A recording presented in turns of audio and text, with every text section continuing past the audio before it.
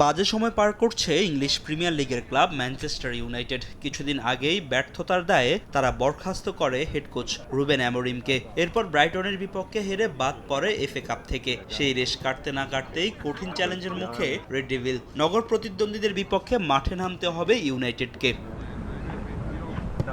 অবশ্য এই ম্যাচের আগে ম্যান ইউনাইটেড শিবিরে এসেছে বড় পরিবর্তন। অন্তর্বর্তীকালীন সময়ের জন্য ব্রুনো ফার্নান্দেজদের কোচের দায়িত্ব নিয়েছেন মাইকেল ক্যারিক। রেড ডেভিলদের হয়ে অভিষেক ম্যাচে জয় উপহার দিতে চান ইংলিশ কোচ, যদিও কাজটা সহজ হবে না তার জন্য, কারণ ইপিএলে দুর্দান্ত ছন্দে আছে তাদের নগর প্রতিদ্বন্দ্বী সিটি। দলে কোনো ইনজুরি সমস্যা না থাকায় পুরো ফিট স্কোয়াড পাচ্ছেন ম্যান ইউনাইটেড কোচ। ইনজুরি কাটিয়ে আবারও লিগে ফিরেছেন অধিনায়ক ব্রুনো ফার্নান্দেজ। কুইয়া, ক্যাসিমিরো, দালত, মার্তিনেজরা থাকবেন শুরুর একাদশে।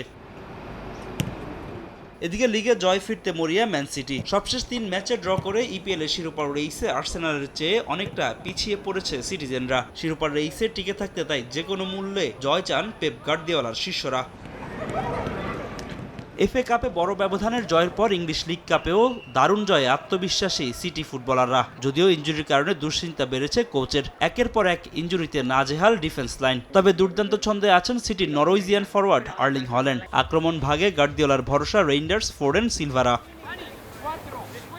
এদিকে স্প্যানিশ সুপার কাপ ও কোপা দেলের ব্যর্থতা ভুলে জয় ফিরতে চায় রিয়াল মাদ্রিদ। লস ব্লাঙ্কোদের প্রতিপক্ষ লেভান্তে। শাভি আলোনসোর দায়িত্ব ছাড়ার পর রিয়ালের কোচ হিসেবে আসেন আরভেলোয়া। যদিও প্রথম ম্যাচে ক্লাবকে জয় উপহার দিতে পারেননি তিনি।